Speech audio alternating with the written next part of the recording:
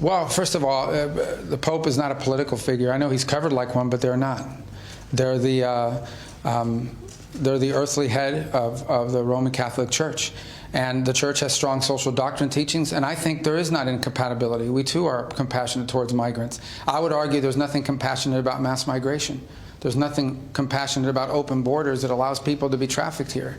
There's nothing compassionate about either to the American people about flooding our country with individuals that are criminals and prey on our communities. There's nothing compassionate about any of that. Just found one 2 days ago, an example, 14-year-old little girl living with 2 adult males who trafficked her, and we found her she's pregnant from trafficking, being forced into prostitution. 14 years old. So we're taking care of her, both physically and mentally. Despite what the media says, we're not heartless. We care about these kids. I'm a father. That's how dangerous Joe Biden and the Democrats' open border policy really is. That was Secretary of State Marco Rubio responding to the new Pope, saying open borders creates massive crime and human trafficking and sex trafficking.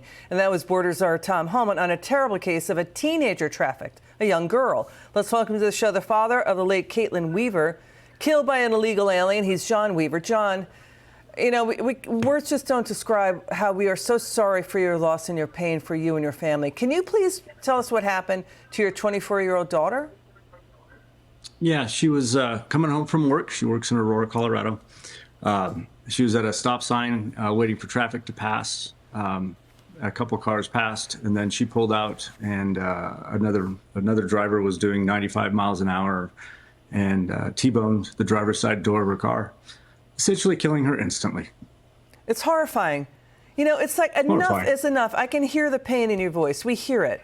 So what's your reaction to how Joe Biden and Democrats opened the border? There's still an estimated 320,000 migrant children missing, but Democrats go down to El Salvador to rescue human smugglers like Abrego Garcia, never show sympathy for children affected by human smugglers.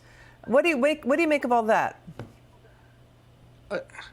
I think what's happening is most people it doesn't directly affect.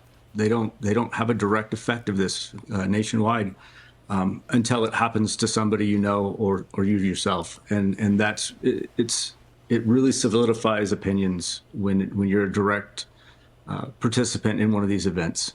You know, John, so the prosecutor on the case, the far-left prosecutor on your daughter's case, promised a tough prosecution, but what happened?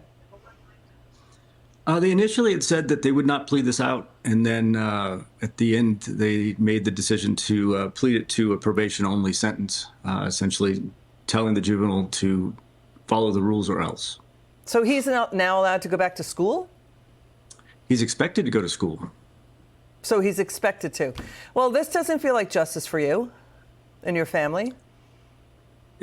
It does feel shortchanged to us. It doesn't feel like there was a balance of my daughter's values versus the defendant's values. I mean, we hear so much from so many angel families across the country.